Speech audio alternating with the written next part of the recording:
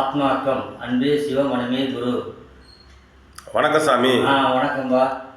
இன்றைக்கி இனிய புத்தாண்டு நல்வாழ்த்துக்கள் உலக மக்கள் எல்லாருக்குமே என்னுடைய மனமார்ந்த வாழ்த்துக்களை தெரிவித்துக் கொள்கிறேன். எல்லா மக்களுமே நோய் நொடியின்றி நீடூடி வாழணும்.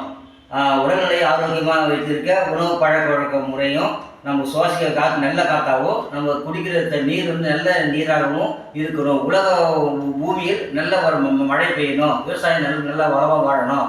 மக்களை நோயின்றி ஹாஸ்பிட்டலுக்கே போகாத அளவுக்கு நம்ம உடலை காக்க வேண்டும். நம்ம பிறந்ததே இதுக்கு பிறந்தோம், மனிதன் வாழத்தான் பிறந்தோம். நல்லபடியாக வாழ்ந்து மக்கள் எந்த துன்பு பாவம் செய்யாமல் நம்ம நல்லா இருக்கணும். அதை நான் மனமாற வேண்டுகிறேன்பா.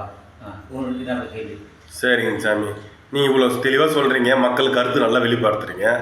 ஆனால் நீ புத்தாண்டு வந்து தொடங்க போகுது. இன்று இரவு 12 மணிக்கு ஆரம்பிக்குது.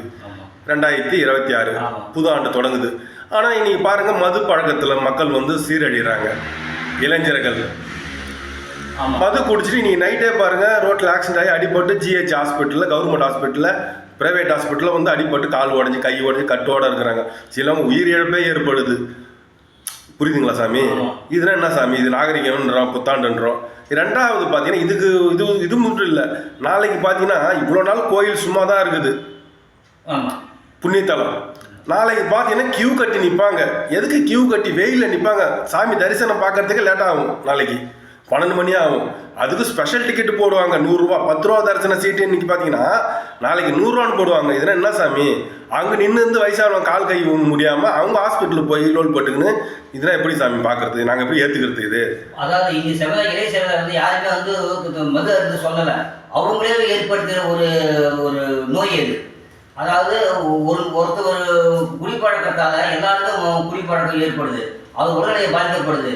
அப்போ நம்ம ஒரு பண்டிகை பொது நிகழ்ச்சி நடத்தும் போது அனைவரும் கும்பலாக அதிகமாக போய் ஆள் சேர்றதுனால அந்த குறிப்பிட்ட நேரத்தில் அந்த மணி 12 மணி முடிஞ்ச உடனே அவங்கவுங்க வீட்டுக்கு திரும்பணும். அந்த நெருக்கடி சூழ்நிலை உள்ள மாட்டிட்டு போக வழி இல்லாமல் அவதிப்பட்டு இருக்கிறாங்க. அது மக்கள் அறியாமல் நடக்கிறது. அது இது புத்தாண்டு இனிதே ஆரம்பிக்கும் போது அது மாதிரி அது வரும். இவங்க என்ன செய்கிறாங்க, கொண்டாட்டன்ற பேரில் இவங்க உடம்பு சீரழிச்சிக்கிட்டு நாளைக்கு வேலைக்கு போக முடியாமல், போதை மாட்டேங்கிறது, சாப்பிட முடியாமல் எவ்வளோ பிரச்சனை ஆகுது. இது செய்து அவங்களுடைய அறியாமை தான் வருது. இது வந்து அதே கோயிலுக்கு போகிறதும் அழகாக போகலாம், அழகாக வரலாம். இதுக்கு முந்தி அடிச்சுட்டு போயிட்டு அழகாக கடவுளை தரிசனம் பண்ணணும். நம்ம என்ன கேட்குறோம் கடவுள்கிட்ட மனசார